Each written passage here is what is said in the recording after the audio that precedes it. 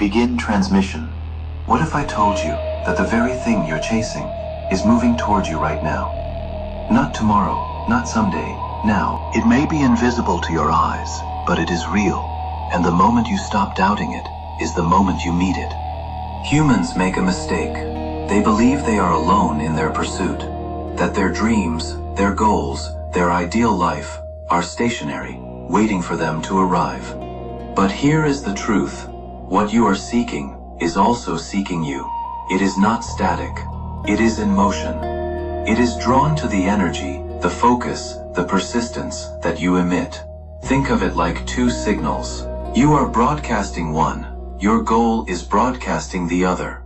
And when the frequencies match, you collide. This is not magic. This is alignment. If you want to find what you are seeking, you must first become the person who is worthy of it. You cannot attract a life of discipline if you live in chaos. You cannot attract success if you operate like a failure.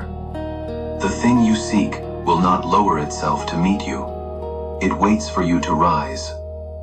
The world is an echo chamber. Every thought, every action, every habit, it is a signal, and the universe responds in kind. If you think in scarcity, you attract scarcity. If you think in abundance, you attract abundance. This is why you must protect your mind like a fortress. If you are seeking strength, train until strength seeks you back. If you are seeking wealth, master your craft until wealth has no choice but to notice. If you are seeking love, build yourself into someone worthy of being loved. Your dreams are alive. They are walking toward you, but they can only find you if you are walking toward them with the same determination. Tell me, what is it that you are seeking right now? Because when you speak it, you give it a path to find you. Remember, your goals are not hiding from you. They are waiting for you to match their energy, their frequency, their standard. So do not stop moving. Do not stop building. Do not stop becoming, because what you are seeking is also seeking you. This is your moment. This is your signal. The connection is closer than you think. Let me tell you something most men don't realize. You were never supposed to convince anyone to choose you. Dating isn't an audition. It's a filter. And the moment you forget that, you hand over your power. You see, weak men chase validation. Strong men observe. They don't try to perform. They don't try to prove. They simply are. The average man enters dating like a salesman, desperate to close a deal, rehearsing his best lines, hoping his worth is noticed. But the high-value man, he walks in knowing his presence is the test, not hers. Let's break this down. When you treat dating like a job interview, you position yourself as the applicant, seeking approval, waiting for permission to be valued. You surrender the frame. You hand over your crown. But when you treat dating like a filter, you start to see things differently. Every conversation, every reaction, every silence becomes data. You're not trying to impress. You're observing whether this person naturally aligns with your energy, whether they see what you bring without being told. Because here's the dark truth. If someone doesn't recognize your worth from your presence, they won't respect it through persuasion. You can't explain your value to someone who isn't ready to perceive it. And when you try, you teach them that your time, attention, and energy are negotiable. You teach them that they can take you for granted. And from that moment on, the power dynamic shifts. You become the chaser, and she becomes the prize. But real men, the ones who've mastered control, understand something deeper. They know that whispering their energy is the prize, that their attention is the currency, and only those who've earned emotional discipline can afford to spend it wisely. You don't need to be understood, you need to be respected.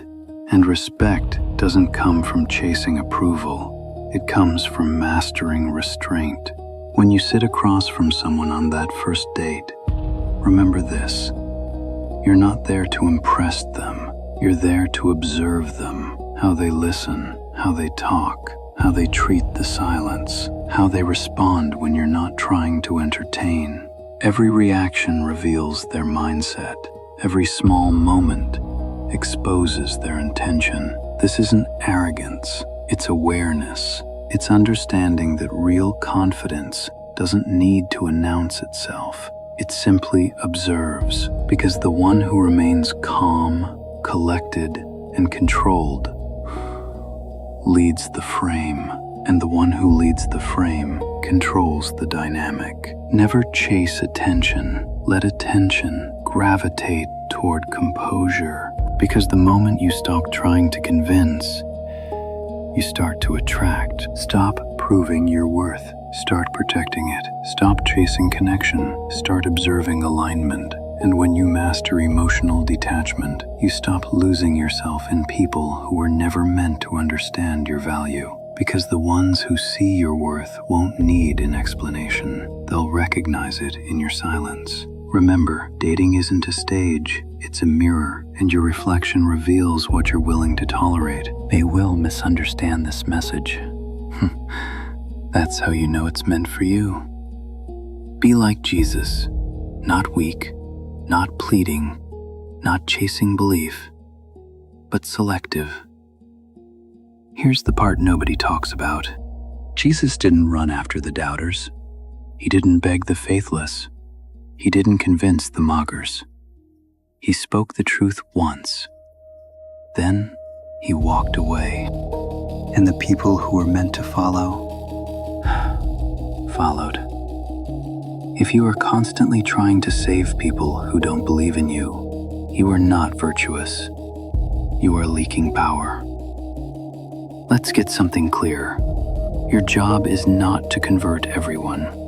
Your job is not to carry those who refuse to walk. Your job is not to bleed for people who would not lift a finger for you. Growth requires selection. Strength requires boundaries. Power requires detachment. Most people misunderstand sacrifice. They think sacrifice means losing yourself for others. No. Real sacrifice is the willingness to let people fall behind, so you don't slow down what you are becoming. Look around. Who drains you? Who doubts you quietly? Who smiles to your face but never invests, never supports, never believes? Those people are not enemies. They are simply not chosen. And here's the uncomfortable truth. Trying to save them keeps you small. Because when you explain yourself too much, you lower yourself. When you overextend, you teach people they don't need to respect you. When you tolerate disbelief, you betray your own vision. Jesus didn't force belief, he allowed rejection. That is confidence at the highest level. He knew who he was, with or without applause. You need to learn this. Not everyone deserves access to you. Not everyone earns your effort. Not everyone is meant to come with you. And that's not cruelty. That's order. Powerful men are not available to everyone. They are aligned, not accommodating. They move forward whether they're understood or not. If someone doesn't believe in you, don't argue, don't persuade, don't explain. Withdraw access silently. Let results speak. Let distance teach. Let absence clarify value. Because belief that has to be begged for is worthless. And loyalty that needs convincing will betray you later. Here's the question most people are afraid to ask themselves. Who are you still trying to save that is actively holding you back? A friend? A partner? A family member? Someone who only shows up when it's convenient? released. And remember this: the chosen are not many, the path is narrow, and the higher you rise, the fewer people can breathe at that altitude. Be like Jesus, speak once, move forward, and let belief follow, or be left behind. You keep replaying it in your mind, the moments, the laughter, the closeness, and now, the silence. You tell yourself you lost something, but maybe you simply reached the end of what that season was meant to teach you. Pain begins the moment we resist what has already ended. We think endings mean loss, but endings are often thoughtful completion. Every person, every connection, every chapter exists to shape a version of you that couldn't exist without them. You see, humans mourn what they once depended on for comfort. But growth begins when you realize that comfort and evolution rarely coexist. You weren't supposed to stay in that chapter forever. You were supposed to learn from it. And when something ends, it doesn't always mean failure. Sometimes, it's just life saying, you've learned enough here. Don't be sad it ended. Be happy it happened. This isn't denial. It's mastery. Gratitude is the bridge between what was and what's next. It doesn't erase the pain. It transforms it. It allows you to carry the beauty of the memory without letting the weight of it break you. You see, healing isn't about forgetting. It's about integrating. It's about remembering what it felt like to love, to try, to fail, to begin again, and realizing those experiences expanded your soul. When you think about what ended, stop asking, why did it end? Start asking, what did it teach me? Because that shift, from grief to gratitude, is what separates those who stay stuck in the past from those who rise above it. Every moment you shared, every lesson you lived, built the architecture of your character.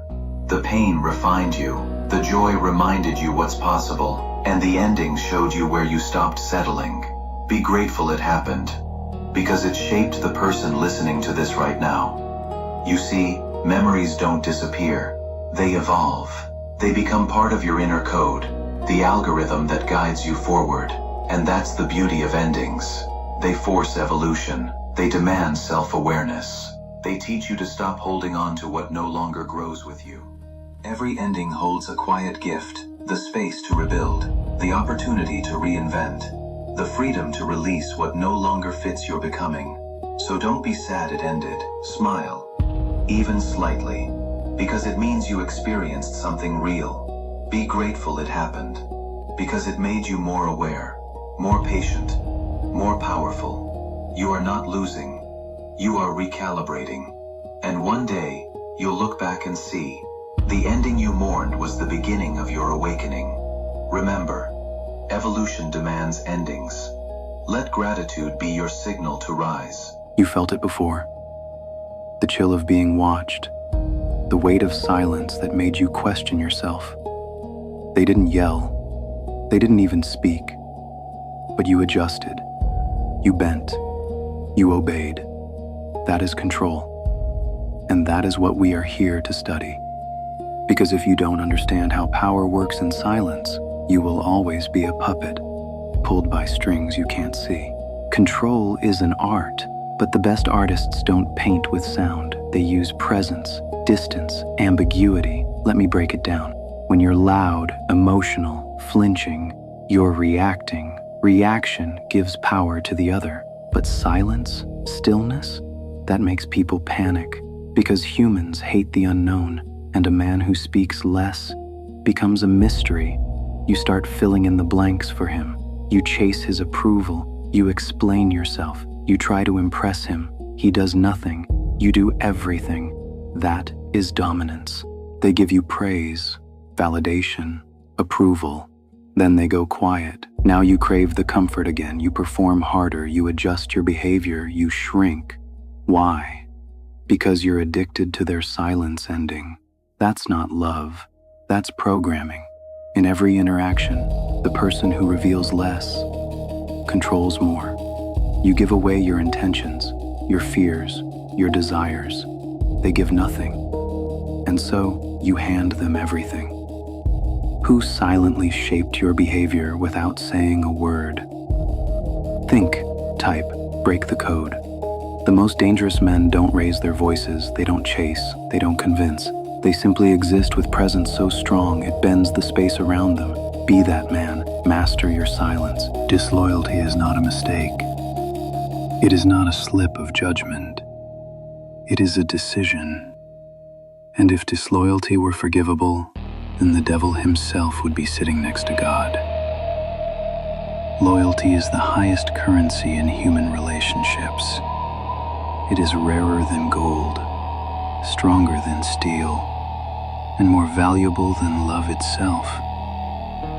Because love can fade, respect can be broken, but loyalty, once given, should be unshakable. Understand this: when someone betrays you, they've already calculated the cost of your trust and decided it was cheap enough to trade away. They didn't stumble. They didn't fall into weakness.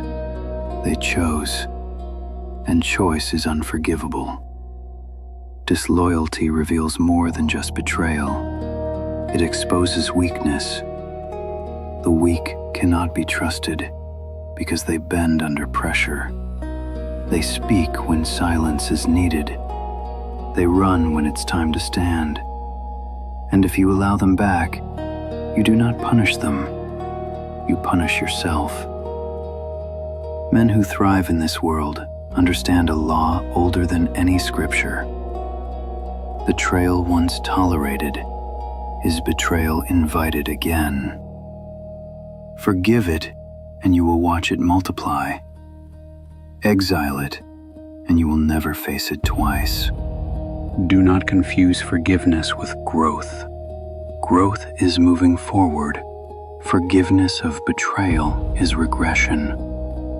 It is opening the gate to the same wolf that already tasted your blood. You don't give second chances to snakes. You cut the head off. Now listen carefully, because this is the part most people can't handle. Disloyalty is not just about others. It is about you. If you tolerate betrayal in your circle, in your relationships, in your business, you are betraying yourself. You are proving to yourself that your own standards are negotiable. And a man with negotiable standards will never command respect, never command loyalty, and never command power. The unforgivable truth is this: once loyalty is broken, the bond is dead. There is no resurrection. Trust me when I say, men who understand this move with clarity, power, and absolute control over their world. Men who don't spend their lives questioning, doubting, and suffering. So, decide who you are. Are you the man who gives endless second chances? Or are you the man who commands loyalty, enforces boundaries, and cuts off the trail without hesitation? Because one will live in constant chaos, and the other will live in unshakable power. Have you ever forgiven betrayal, and did it come back to burn you again? Or did you cut it off and never look back? Remember this: loyalty is sacred. Betrayal is final. Never forget it, and never forgive it. Because if disloyalty were forgivable, then the devil would be sitting next to God. The moment they start explaining too much, you already know they're lying. Because truth is simple, direct, unapologetic. But lies need furniture. Lies need theater. Lies need distraction. The longer the sentence, the deeper the deception. Let's dissect this law of power. Power doesn't explain itself. It doesn't need to. When someone is telling the truth, they don't chase your belief. They state it. They walk away. But the insecure, they oversell, they overjustify. Why? Because the lie isn't for you. It's for them. They need to believe it. Before you ever can, you'll see it everywhere, in relationships, in leadership, in the gym. When someone starts saying, it's not what it looks like, it's exactly what it looks like. When they ramble to prove a point, it's because there isn't one. Powerful people use silence. Weak people drown in explanation because they know the more they talk, the more they hope to hide. The sharpest blade makes the smallest cut. Truth doesn't beg. Truth doesn't tremble. Truth doesn't rehearse. It walks into the room, stands tall, and lets others adjust to its presence. You want to develop control? Then say less. Cut your explanations in half, then cut them again. Let your tone carry the weight. Let your silence speak your dominance. The next time you feel the urge to explain yourself, stop. Say what's true, then shut up. Because truth doesn't chase, it commands. Let them squirm in your silence. Let them doubt their perception. Let them wonder if you know more than you're saying. The moon doesn't shine every night, and yet when it does, it captures the world. So why are you trying to shine for everyone all the time? Too many of us are burning out, not because we lack drive, but because we lack discernment. We say yes to too many people, give too much of our energy, and show up for spaces that don't value our presence. Here's the truth. When you're always available, you become invisible. Rarity builds respect. And just like the moon, your power lies not in how often you show up, but in how intentionally you do. Comment below. Where are you overgiving in your life right now? Is it your time, your energy, your attention? Let's talk about it. Let's protect your peace. Think about the people you admire most. They don't show up in everyone's circle, do they? They're intentional, selective, and because of that, their words carry weight. Their presence creates impact. You don't need to be everywhere to be powerful. You just need to show up where it matters. You wouldn't hand your bank card to everyone you meet. So why do you give your time, your energy, your emotional bandwidth so freely? Your time is your most expensive currency. Spend it with purpose. Saying yes to everything weakens your worth. When your yes is rare, it becomes more meaningful. It tells the world, I value myself, and I only give energy to what aligns with me. Stop confusing overexposure with consistency. Consistency is doing the work daily, but presence is where you choose to place your power. And when you stop showing up for spaces that drain you, you finally create room to rise. You're not changing, you're evolving. The version of you that used to tolerate everything, they served their time. Now it's your turn to move differently. Not with bitterness, but with wisdom. Remember, the moon isn't full every night, but when it is, it moves oceans. So ask yourself, where have I been overexposed? Where can I reclaim my rarity, my power, my peace? There's no such thing as luck. Nature knows no such law. Luck is a man-made myth, an excuse, a word people use when they don't understand why something happened or why it didn't. But deep down, you know the truth. What looks like luck is really just cause and effect. You train harder, you show up longer, you stay consistent, and one day, you break through. Not by chance, by design. They'll call it luck, but they didn't see the late nights. They didn't see the discipline. They didn't feel the pain you pushed through in silence. People throw the word lucky around because it lets them off the hook. If it's just luck, they don't have to work. If it's just luck, they don't have to change. But you're different. You're not waiting for life to hand you something. You're building it. And that's exactly why you will win. There is no magic formula, no genie, no shortcut, no golden ticket. Just cause and effect, just your mindset and your movement. When you take full responsibility for your results, everything changes.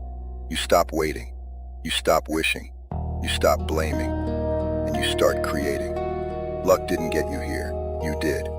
And it'll be you who gets you there. So keep showing up, keep putting in the reps, physically, mentally, emotionally. Keep betting on yourself, even when no one's watching. Because they don't need to believe in you. They don't need to understand you. You just need to keep going. And one day, when you rise, they'll call it luck. Let them. You'll know better. Why does life keep throwing the same challenges at you? Ever feel like you're stuck in a cycle, facing the same struggles over and over again? That's because life will keep teaching you the same lesson until you finally learn it. And the truth is, the faster you learn, the faster you grow. But if you ignore the message, if you refuse to change, life will keep bringing you the same pain, the same roadblocks, and the same failures until you finally wake up. But here's the thing. Most people don't wake up. They blame bad luck. They blame other people. They tell themselves this is just how life is. And because they refuse to see the truth, they stay stuck. But you're not like most people, are you? If you're watching this right now, it means you're ready to break the cycle. It means you're ready to change. Every struggle you face carries a lesson. Whether it's heartbreak, failure, rejection, or setbacks, these moments aren't happening to you. They're happening for you. They are trying to shape you, strengthen you, and prepare you for what's next. But if you refuse to see the lesson, you'll keep running in circles. Think about it. Have you ever noticed how the same problems show up in your life? The same toxic relationships, the same financial struggles, the same lack of discipline? That's because you haven't learned what you need to, so life keeps testing you. But here's the good news. The moment you recognize the pattern, the moment you decide to change, that's the moment you break free. Let me ask you something. What is one lesson life has been trying to teach you? The more you ignore the lesson, the harder life will push. And if you're feeling stuck right now, it's because there's something you're refusing to see. But once you face it head on, you'll realize that the obstacle in your way was actually the way forward all along. Look back at your life. What situations keep repeating? What challenges keep showing up? Those patterns are not coincidences. They are signs pointing to the lesson you need to learn. Maybe every relationship you enter ends the same way. Maybe every job you take makes you feel the same frustration. Maybe every time you try to start something new, you quit before you get anywhere. Those patterns are not random. They are lessons knocking at your door, waiting for you to wake up. This is the hard part, the part most people avoid. It's easy to blame your past, blame other people, blame bad luck. But the second you take responsibility for your situation, you take back your power. You may not be responsible for what happened to you, but you are responsible for what you do next. You can either let your past define you, or you can use it to fuel your growth. And the moment you accept that truth, the lesson becomes clear. If you keep reacting the same way, you'll keep getting the same results. Think about that for a second. If every time you face adversity, you quit, what lesson is life trying to teach you? Maybe it's resilience.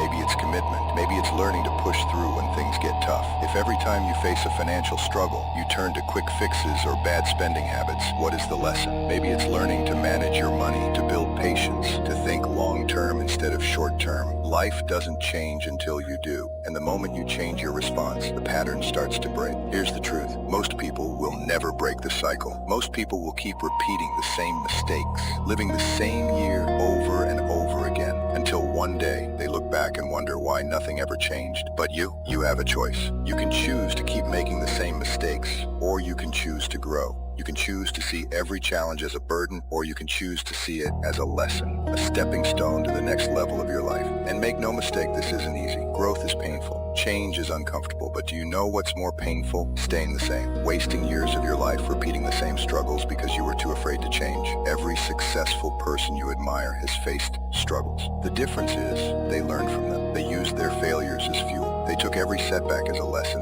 adjusted, and came back stronger. And if they can do it, so can you. Remember this, life is not punishing you, life is preparing you. And every time you face a struggle, you have two choices. Keep making the same mistakes, or grow through them. The lesson will keep repeating until you decide to learn it. So today, make a decision. Choose to learn, choose to grow, choose to break the cycle. If this message spoke to you, subscribe for more motivation, drop a comment, and share this with someone who needs to hear it. Because growth starts the moment you decide to change.